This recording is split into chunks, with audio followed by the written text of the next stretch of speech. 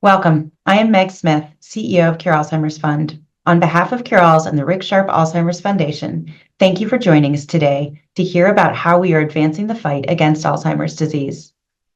Cure Alzheimer's Fund has one mission: to fund research with the highest probability of preventing, slowing, and reversing Alzheimer's. Since 2004, we have deployed more than $210 million toward extraordinary research to end the terrible burden of this disease. Active researchers from a wide range of scientific specialties who are at the forefront of discovery guide our funding, while also pursuing their own breakthrough projects with our support. We are grateful for the community of donors who make this research possible, and especially for the partnership of the Rick Sharp Alzheimer's Foundation. Each year, RSAF generously supports selected Cure-Alz projects in memory of Rick and all those we have lost to this disease. Rick's story and the incredible response of his friends and family coming together to fight this disease remind us of both the terrible burden Alzheimer's places on everyone it touches, and that together we can bring hope where before there has been none. I hope you enjoy this webinar by Dr. Rudy Tanzi, an internationally renowned scientist at Massachusetts General Hospital and Harvard Medical School, and the chair of the Cure-Alz Research Leadership Group. Although some of you will remember a past presentation by Dr. Tanzi at a wonderful evening with RSAF in Richmond, what you will hear today will demonstrate how far and how fast the science we support is moving. After watching, I hope you feel as I do: incredible resolve to find a cure for all our loved ones touched by this terrible disease. Thank you for listening. Thank you all for being here, and thank you all for supporting Cure Alzheimer's Fund. I can tell you that it's never been a more exciting time in the field of Alzheimer's research than right now, in terms of how much we understand about this disease and our prospects for treating it. And what I'm going to tell you up front is that the way we're going to cure Alzheimer's disease, using the term cure from Cure Alzheimer's Fund, is that we're going to end Alzheimer's disease by early detection, early intervention. We have to do for Alzheimer's what we already do for most age-related diseases. We detect biological evidence for the disease, whether it be glucose for diabetes or cholesterol for heart disease. Well, now we have those same types of biological markers for Alzheimer's that we can look at with a blood test. We have blood tests that can tell us if Alzheimer's pathology is beginning in our brains. And we can see that pathology beginning. We can make what's called a biological diagnosis of Alzheimer's before there's any clinical symptoms right now with a blood test. And that's when we need to start treating. If we start treating this disease a decade or 2 or 3 in advance, the way we control our cholesterol to stave off heart disease or keep track of glucose and A1C to stave off diabetes, we can basically put a big dent in the prevalence of this disease. And as I'll tell you, the problem is we diagnose this disease too late. All that's going to change. And I hope by the end of this talk, you're going to hear a lot of good news, a lot of optimism. And you need to know that without any exaggeration whatsoever, the main progress we've made in this disease today worldwide has been largely due to not just the NIH and the funding there, because of the high impact research Cure Alzheimer's Fund does. There's no bigger bang for the buck than what Cure Alzheimer's Fund funds, because they only fund the top projects in the world that have the highest impact. And I don't say that lightly, because I think the research itself, which I'll summarize as we go through, focusing on more on my stuff. But at the end, I'm going to show you a slide of all of the amazing paradigm shifts and incredible first-time discoveries that changed the field Cure Alzheimer's Fund made. I want to show those at the end because you're going to understand them better at the end after I tell you all about what we know about Alzheimer's disease and give you this update. So first, as I'm obligated to do, these are my disclosures for companies, et cetera, that I consult with. And Harvard makes me show everything, even working with the New England Patriots. So I can't, everything has to be on here. So what is Alzheimer's disease? Well, it's the most common type of dementia in the elderly. Dementia in general is decline in mental ability that disrupts daily functioning. The most common form of dementia, Alzheimer's. 7 million patients in the US, 1 in 9 over 65 in this country have this disease. But here's what I was just telling you. Alzheimer's brain pathology begins up to 3 decades before cognitive symptoms. Thus, it's possible to now give a biological diagnosis of Alzheimer's disease, meaning we're going to see pathology brewing prior to any cognitive problems. And this is when you first want to treat. And if you ask how many people in this country would have a biological diagnosis of Alzheimer's, even though they're cognitively healthy, it's probably 50 million. So this says that we can find out who these folks are. And if we have safe, affordable drugs, we can democratize the end of Alzheimer's disease through early detection, early intervention. And by the way, when Cure Alzheimer's Fund first started, and I consider myself a founding scientist of Cure Alzheimer's Fund going back 20 years, that was our mantra: early prediction, early detection, early intervention. Among risk factors, age, of course, is number one, family history, having a stroke, brain injury, and sex. Women make up 2/3 of Alzheimer patients. Women are more vulnerable to this disease. It's the fastest growing segment of our population is 85 plus and over 85 years old. If you take the earliest signs of AD in terms of clinical symptoms of cognitive impairment, it's 40% to have this disease.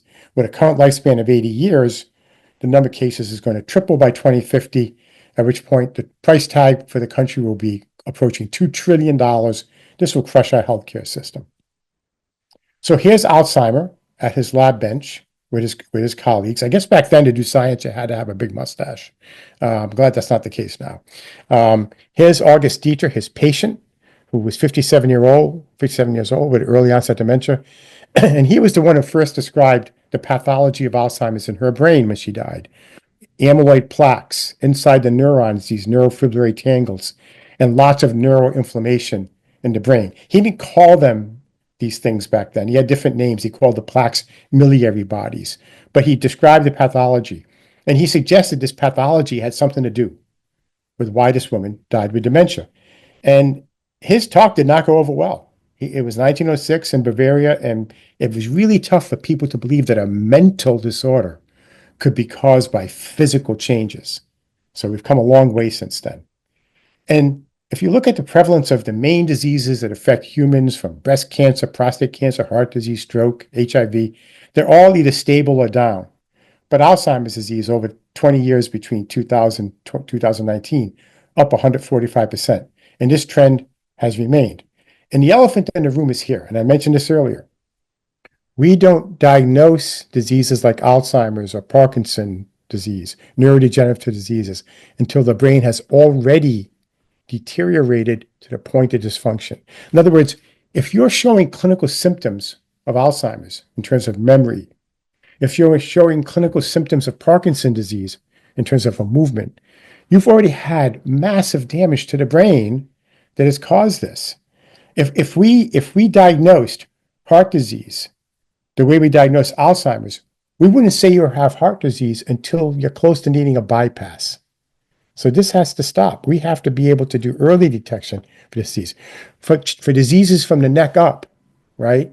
We have to be able to do what we do from the neck down and save these organs like the heart, the pancreas, and now the brain before there's too much damage. And you have to really play catch up to try to help the patient, which is what we do now. And here's what we know about those pathologies that Alzheimer first described. Here's the amyloid plaque, this sticky, gooey material that accumulates outside of nerve cells. Most of us start to make it as age-related brain pathology after 40 years old or 50 years old. And this amyloid triggers tangles. Now, these form inside the nerve cells, and they're these wispy pieces of something called tau protein that aggregates into these twisted filaments that choke the nerve cell from inside. And when they form and the nerve cell dies, the tangle gets spit out, and it can go to a healthy neuron and create more tangles. So I like to say amyloid's the match. The tangles are like brush fires that spread because once you make them, they propagate. Other matches besides amyloid can be headbangs. If you play professional football and had too many concussions, too many headbangs, you can get tangles by the headbangs. Alzheimer's, you get tangles because of amyloid. So Alzheimer's is the most common form of dementia. Although most dementias involve tangles, it's how you get the tangles. In most cases, in humans, it's amyloid that causes the tangles, not head bangs or brain trauma. Now, these Spreading brush fires keep spreading, and nerve cells start dying, amyloids accumulating, and this causes the brain to react with neuroinflammation. If you only have plaques and tangles, this is the preclinical stage, the pre-symptomatic stage. This is the biological phase of Alzheimer's where you don't have clinical symptoms yet. Nerve cells are dying, but once you get neuroinflammation, where the brain's immune system, consisting of cells I'll talk about later, called glial cells. These glial cells get activated, and now you go from brush fires to a wildfire, forest fire. This causes 10 times more cell death, 10 times more damage of the neural network than the two pathologies that initiated the disease. So if you've heard about the amyloid controversy, here's what you need to know. Yes, amyloid causes this disease. There's no doubt. But it does so 10 to 30 years before you have the wildfire. And by the time you have you only get the symptoms when there is the wildfire, and we don't diagnose the disease until you get the symptoms. And then we expect to just blow off the match, the amyloid, and make somebody better. Well, yeah, if you catch it early enough, as I'll show you, hitting the amyloid can be helpful, but we have to do this pre-symptomatically to end this disease in the future. And this is just one-time cell death, 10x cell death here. This is when you get the symptoms, when the neuroinflammation hits. We see brains once in a while of people who die in their 80s with no cognitive problems, and you see plaques and tangles there galore. And you say, how could this person not have Alzheimer's? And the answer is always the same. They escaped neuroinflammation. If you only have the plaques and tangles without the neuroinflammation, you don't get enough cell death to get the disease.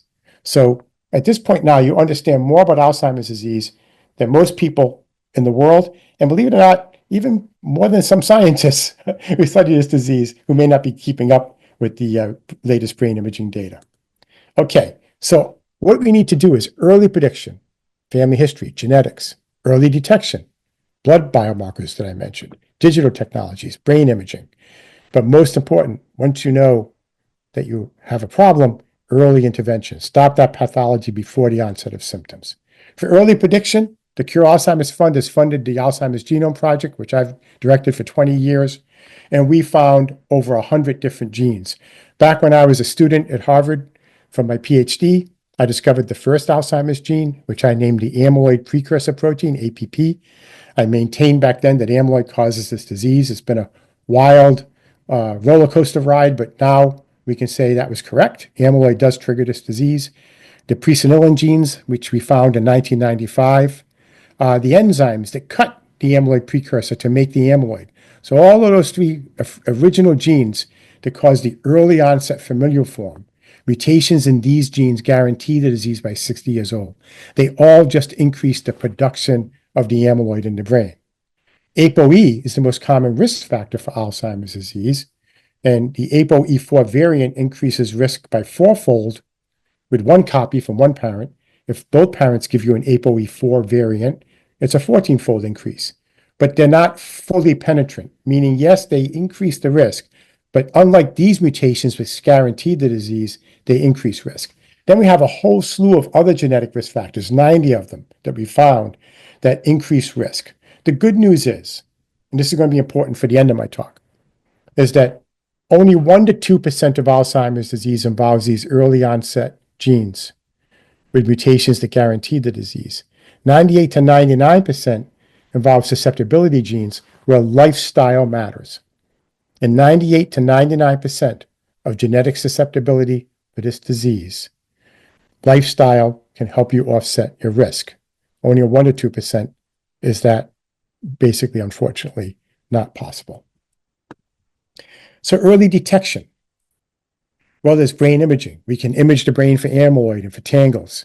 And now we have blood tests that can tell us whether you have amyloid, whether you have tangles, whether neurons are dying, whether there's neuroinflammation. So this is early detection. In fact, here are all the different biomarkers we can look at to just assess your brain, just looking at your blood, or in some cases, your spinal fluid, to tell us what's going on in your brain. It'll be very important at the end of my talk when I tell you how we're going to do our clinical trials, because we can use these biomarkers so we know who's at risk for the disease, and we can start to intervene early and track our progress with stopping pathology in the brain by looking at blood biomarkers that tell us about that pathology. So I'll go from fire now to water. And I like to use this metaphor for how Alzheimer's disease can be stopped. I told you amyloid, we now know, is what first causes the disease. The amyloid beta protein is the little protein or peptide that aggregates and sticks together in the brain to form the amyloid. So if you think about the brain like a sink overflowing with water, but this is your brain overflowing with amyloid, before you have symptoms, it's going to get the damage going. This water is flowing out of the sink. There are two ways to deal with an overflowing sink. You can turn off the tap. You can unclog the drain. And as it turns out, for the early onset disease, it's more about the tap. For the regular common late onset disease that involves ApoE, it's about unclogging the drain. So to turn down production of A beta, our lab has really been a leader, and it's thanks to Cure Alzheimer's Fund, who believed in us 20 years ago in supporting this project that I carried out with Steve Wagner, where we created the first drugs that we think will safely turn off the tap of A beta. And this is important because this is a statement now that we can agree on based on all the recent data. The faster beta amyloid accumulates in your brain, the sooner you get AD.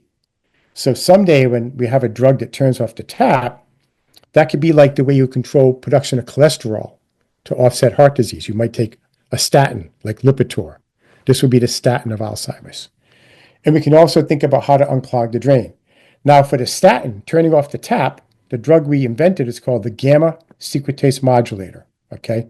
Those second Alzheimer's genes we found in 1995, I showed you, the presenilins, they make an enzyme that chews up the APP to make the A beta, okay? So if we can safely block that enzyme, which is shown here, and we can do that with this drug, we can turn down the amyloid beta production, turn off the tap. And not only can we use that for just turning down amyloid production in people where they, let's say, have a blood test, and you find out, oh, I'm already making amyloid. I may be 10, 20, 30 years away from symptoms, but I'm making amyloid already. You say, how can I turn off the amyloid production safely? That's what this drug's meant to do. But as important, and maybe more importantly, for that 1 or 2% of cases where they have a death sentence, these early onset familial cases where the mutations guarantee the disease, this drug will, in most cases, reverse what those mutations do and take away that death sentence. It will remove that guarantee of Alzheimer's disease. And I was really inspired to come up with this drug with my colleague Steve Wagner after meeting with a woman who was 30 years old, and she found out she had a mutation that caused early onset familial disease. Her mother died by 45 with that same mutation. She was 30. She had 2 kids who were 5 and 6 years old. And it was tough for her to deal with this. Of course, you can imagine how difficult it is to know you're going to go the same route as your mom, who died at 45 with early onset Alzheimer's. And she looked at me and she said, so you're telling me that by the time my 2 children are setting off to college, I'm not going to know their names. And it hit me so hard. And I discussed it with my colleague, Steve Wagner, and we really went at it. This was over 20 years ago. Said, let's find a drug that turns off the amyloid in her brain, even though she has those mutations. And now we have that drug. And that drug, the gamma secretase modulator, with $40 million of support from NIH and Cure Alzheimer's Fund, after 22 years of research, is going into a phase 1 clinical trial that's planned for early 2025. And if it's safe, we're going to push to get it approved for preventing Alzheimer's disease early on. So that's turning off the tap. How about clearing A beta from the brain? Can we do that? Well, it turns out you may have heard of these 2 new drugs that were approved for Alzheimer's, Leqembi, Kisunla, from Eisai Biogen and from Lilly. That's what they do. The amyloid's in the brain. It's detected by PET scan or imaging, and now these drugs basically are called immunotherapies. They're antibodies that detect amyloid. They go into the brain, and they promote the clearance of the amyloid from the brain. So in July 2023, Leqembi was approved. July 2024, Kisunla was approved. Both were approved only for the earliest stage patients because the trials were done in patients who just started to enter into the clinical symptoms after they developed the amyloid and tangles and had just enough inflammation to show clinical symptoms, earliest stage disease, not early onset, earliest stage. And these therapies were shown to really effectively clear the amyloid from the brain within about 6 months or so. And although it wasn't a home run, there was enough significance. In other words, these patients who were just turning the corner into clinical symptoms, that the cognitive decline was slowed by 25 to 30%. And that was much better than what we already had. And so the FDA approved these drugs. Now, slowing cognitive decline by 25 to 30%, will that result in, a spouse seeing their loved one getting cognitively better? No. But what it's doing is it's blowing out all those matches, right? It's getting rid of all the amyloid that's going to cause more disease. So over time, it should slow down the disease progress, even if the effect on cognition isn't spectacular, okay? What would be better, what would be best, going back to what I said earlier, is if we could find people with a blood test, which exists, who are starting to make amyloid in their brain, they're cognitively fine, but let's get their amyloid out. And that says 50,000. That's a typo. It should say 50 million Americans. 50 million would be in this category. And in a perfect world, we'd all have the blood test and 50 million people would find out they have amyloid and they would take these two drugs and get rid of it. But the problem is, it's not going to happen. These drugs are too expensive, over 50,000 per year, in some cases up to 100,000 per year. And these drugs have safety issues where they can cause brain swelling or hemorrhage, microhemorrhage, depending on the drug, anywhere from 25 to 40% of patients. So they're not applicable for use as a prophylactic in people who find out they're amyloid positive. We need safer, more affordable alternatives for this process. And this is where Cure Alzheimer's Fund comes in again, because back in around 2010, Cure Alzheimer's Fund believed in me and my colleague, Do-Yeon Kim, when we had the idea that we could create Alzheimer's in a dish, that we could create mini human brain organoids, tiny brain organoids, that would recreate Alzheimer's pathology exactly in the same order of events that it happens in patients. And what we were able to show is that what takes anywhere from 1 to 3 decades in patients to go from amyloid to tangles to inflammation, we can make that happen in 6 weeks in a dish. 6 weeks. So that made, I remember this New York Times article said this should make drug screening, drug discovery 10 times faster, 10 times cheaper. Well, it turns out they were wrong. It made it 100 times faster, 100 times cheaper. So now, since this invention of Alzheimer's in a dish, we've been able to screen all of the FDA-approved drugs, over 3,500 natural products, asking what's already out there that's safe, that we had no idea we could use to stop amyloid or tangles or neuroinflammation. So this was another program that was funded by Cure Alzheimer's Fund called 3DDS, 3D for 3D Alzheimer's model, the Alzheimer's in a dish, DS for drug screening, 3DDS. And Cure Alzheimer's Fund provided about $5 million to do all that screening. We had a team of people, and now we have those drugs. So let me tell you about that. So here's this Alzheimer's in a dish, as we call it, a 3D culture model of AD using human stem cell-derived neurons, also glia, where in just 4 weeks we see the plaques, classic plaques in a dish, and you wait another 2 weeks and those amyloid plaques cause the tangles to form. You see classic tangles, just like in the brain, but in a dish. And like I said, this has made drug discovery 100 times faster. Think about what we had to do before. One drug at a time in transgenic mice, and it took 1 year to 2 years before you knew if you had a result. Instead, we take a plate, plastic plate the size of an index card, 96 wells or 96 holes in it. Each one has a mini Alzheimer's brain organoid, and just test 96 drugs at a time. Just go in there and say, which one stopped the amyloid? Which one stopped the tangles? Which ones stopped the neuroinflammation? And catalog them. And we've done that. We've screened all the FDA-approved drugs, 3,500 natural products, and we asked now which ones can be repurposed for use in Alzheimer's disease. And the beautiful thing about repurposing drugs is that from discovery to getting into patients is 1/3 the time of inventing new drugs. So when new drugs are invented in pharma companies, they have to go through tons of safety trials, and you have to make sure they're not going to cause any harm, and many of them fail because of safety. But when you're talking about drugs that are already approved or natural products, and you're making combinations of these to hit the disease, the time from patient from discovery to patient can just be as little as 8 years, 5 to 7 years. We showed this was possible with a company I worked with called Amylyx.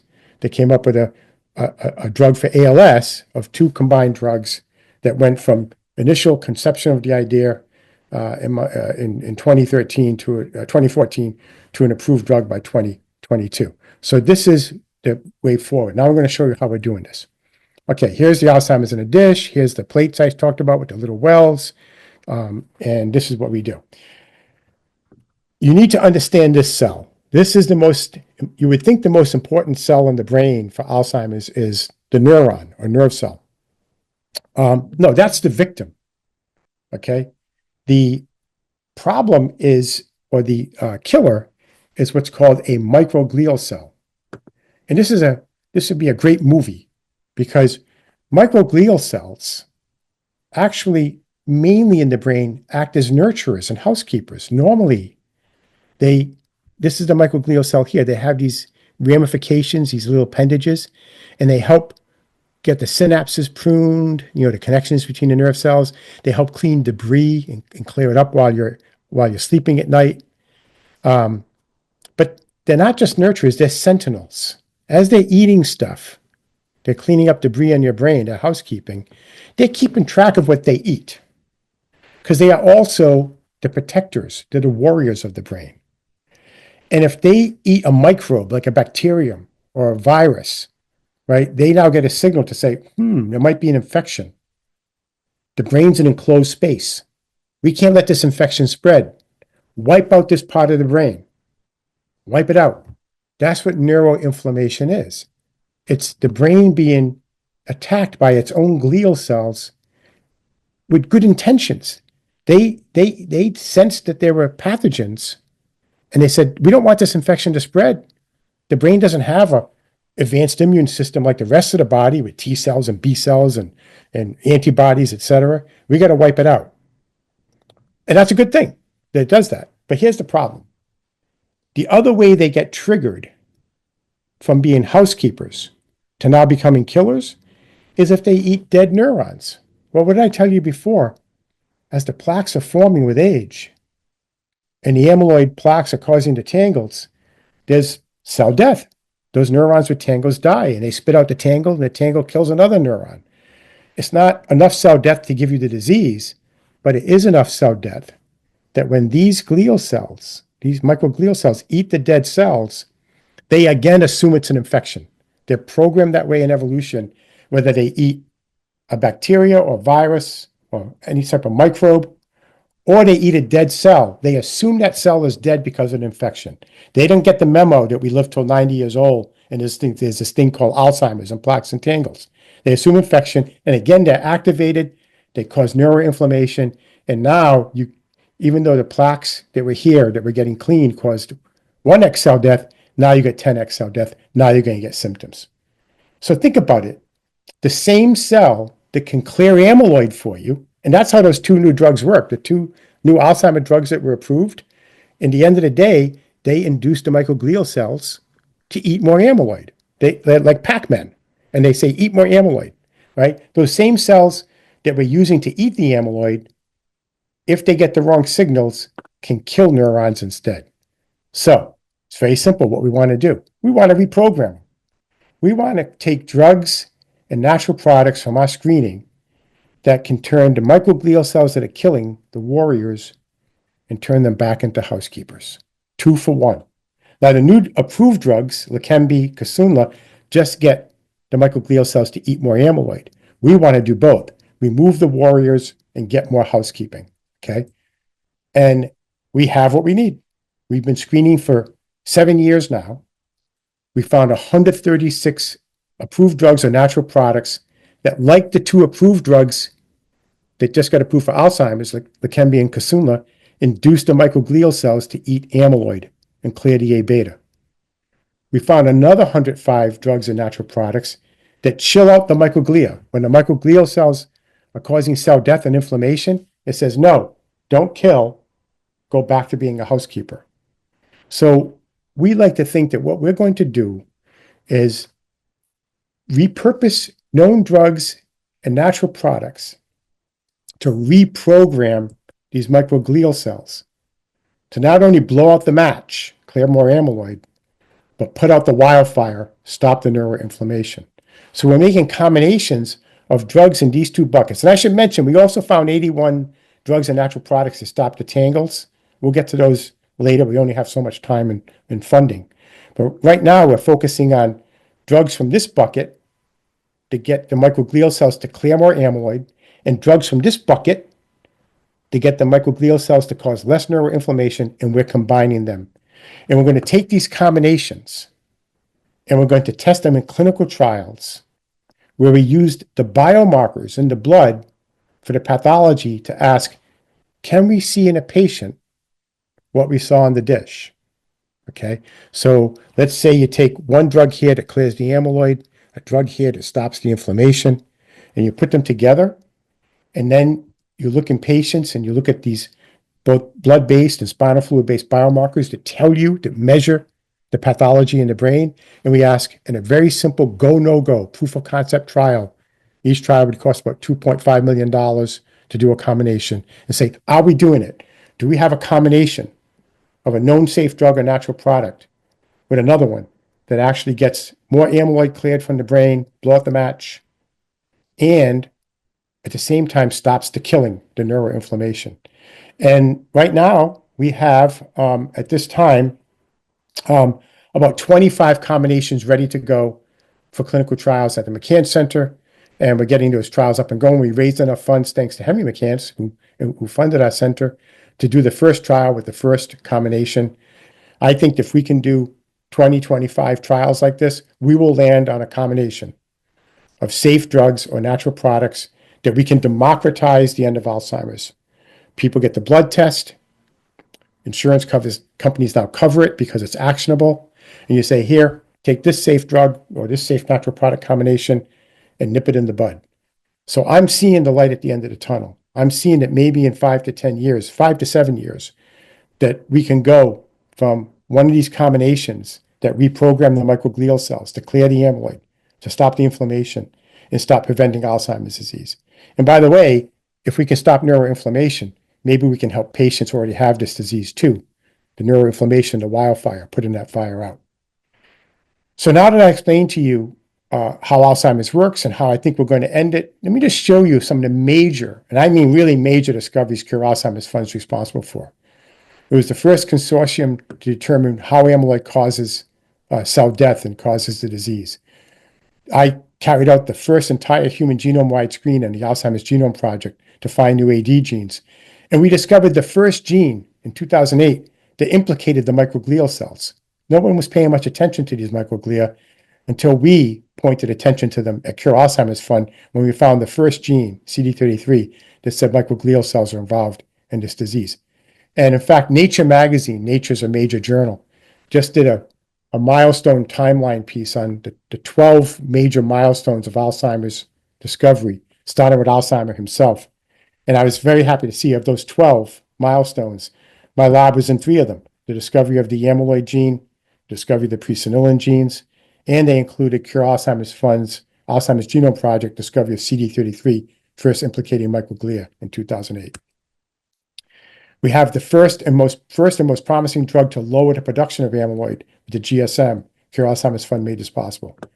We had the first study to find the rare mutations in these Alzheimer's genes in 2010. We were the first to show that amyloid beta protein isn't just junk in the brain. It actually serves as an antimicrobial peptide. I didn't get to cover that today. We created the first Alzheimer's in a dish model, the first one to prove the amyloid hypothesis. It was the first time we could show that amyloid causes tangles, something we couldn't see in mice. We were the first ones to show that the gut microbiome, the health of your bacteria in your gut, directly impacts the clearance of amyloid and inflammation in the brain, meaning the gut microbiome becomes a way to control pathology. In fact, some of you may have saw that Gary Ruvkin just won the Nobel Prize from Mass General. Gary and I are co-founders of a company called Marvel Biome that Henry McCants actually put me in touch with the CEO. And we are now using gut microbiome bacteria as drugs, and we're going to put those in Alzheimer clinical trials soon. We were the first to show that the existence of tau oligomers preceding tangles and how tangles form. So these are all paradigm shifts in the field that have changed the field. They were made possible specifically by Cure Alzheimer's Fund funding, by funding high risk but high reward projects. And we also was the first demonstration of peripheral immune T cells entering the brain and causing more inflammation. That got the Morby Prize, the first Morby Prize for the best publication, David Holzman. So now let me just end quickly with what can we do now? And, I just told you while we're waiting for these meds and everything, what can we do now given what we've learned about Alzheimer's disease to reduce our risk? So one of the things we're doing at the McCann Center is we created the Brain Care Score. This is a questions, 21 questions that have to do with everything from your blood pressure and cholesterol, BMI, glucose, your diet, drinking, smoking, aerobic activity, sleep, your lifestyle. And these show the main categories here. That gives you an idea of how well you're taking care of your brain.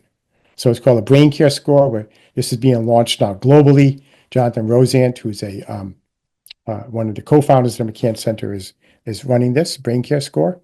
But the way I have summarized brain health or brain care is through an acronym I created called SHIELD. And I got so many, SHIELD has basically taken on a life of its own out there, and it's gone viral. So much so that I'm now writing a new book, specifically on SHIELD. And just in the process now of finding a publisher to work with to put this book out. So let me go through SHIELD. S is for sleep. When you sleep, this is when your brain gets those microglial cells and the other glial cells like Pac-Man to eat the amyloid and clear it away. So you want to have as much sleep as possible where you have what I call a rinse cycle. You go from deep sleep to dreaming sleep, REM sleep, at which point these little glial cells get activated and clear the plaque and debris in the brain. Handling stress. Chronic stress causes chronic inflammation.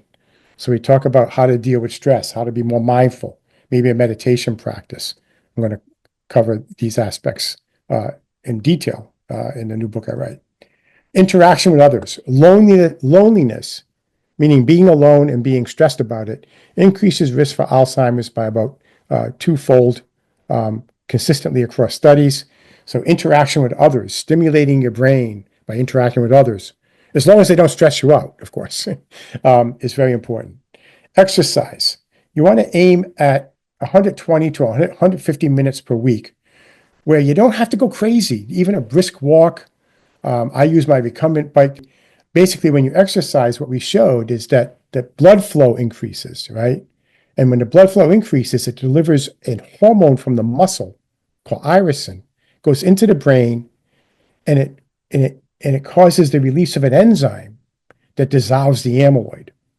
And in fact, there's going to be trials based around this. Exercise also triggers the birth of new nerve cells in the brain, something called neurogenesis. This happens specifically in the part of the brain that's most vulnerable to Alzheimer's, the hippocampus. And what we showed is that if we induce neurogenesis, as well as growth factors to keep these new baby neurons alive, even if there's plaques, tangles, neuroinflammation, when you induce neurogenesis and successfully keep those new neurons alive, the mice get better. So think about that. If patients are already suffering, have inflammation and plaque, and they've already gone down that path, but by inducing the birth of new neurons, then we could actually still help them. So this is a big project now that we're doing in our lab that we're going to be engaging with Cure Alzheimer's Fund for more support.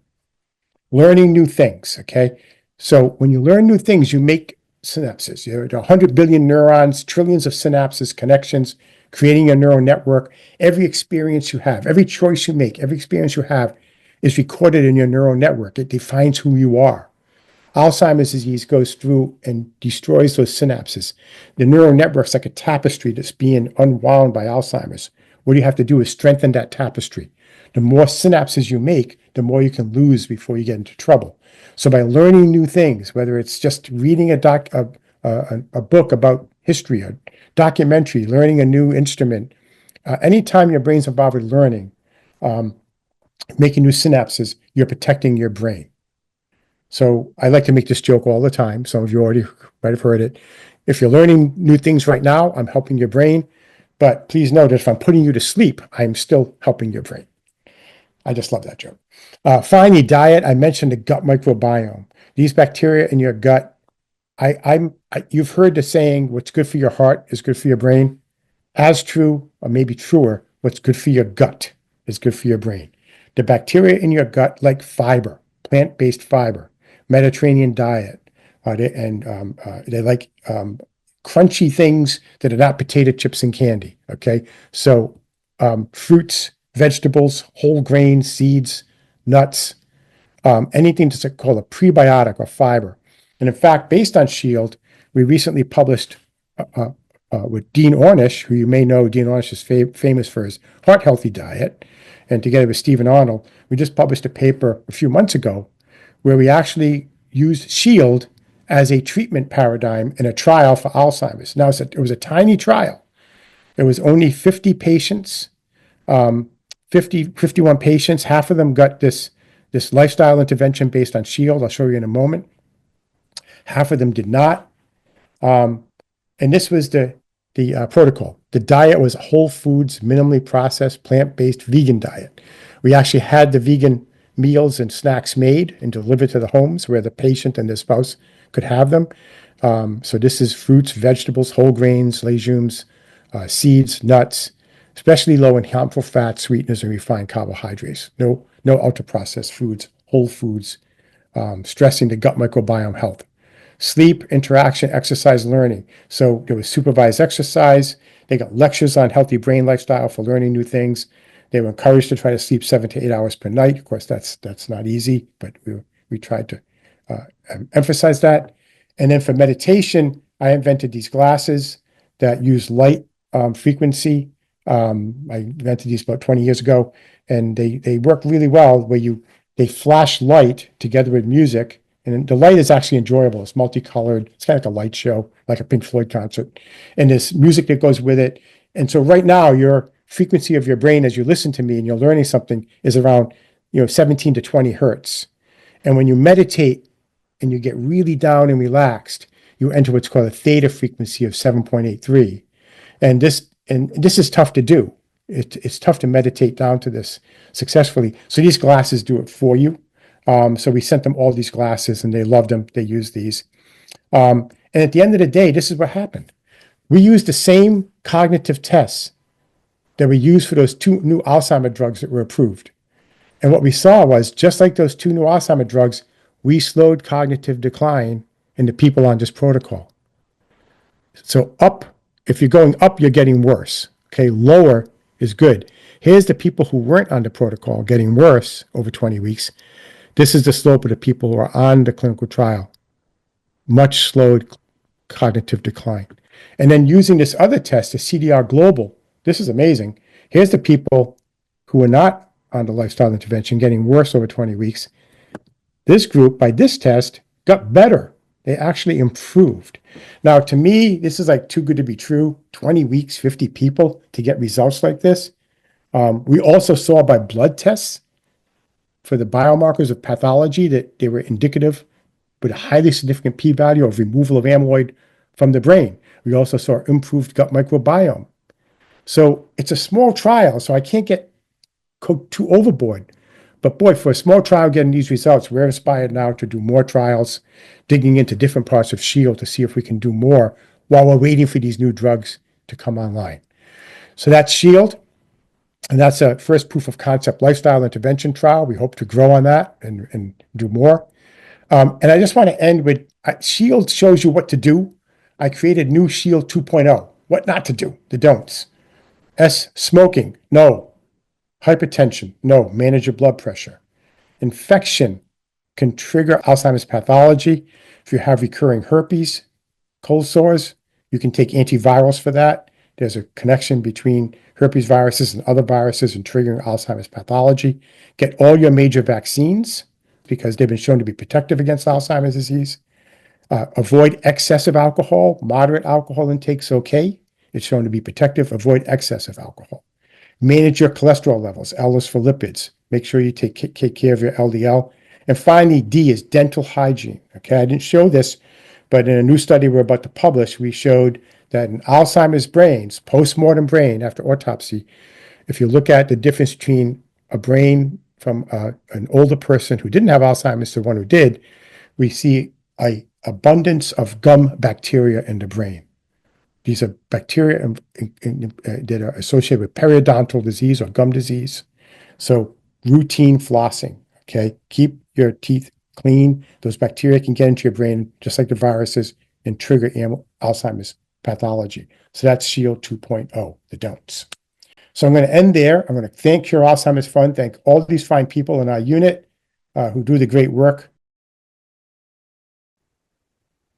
I hope you enjoyed Dr. Tanzi's presentation of some of the cutting-edge research that Cure Alzheimer's Fund supports.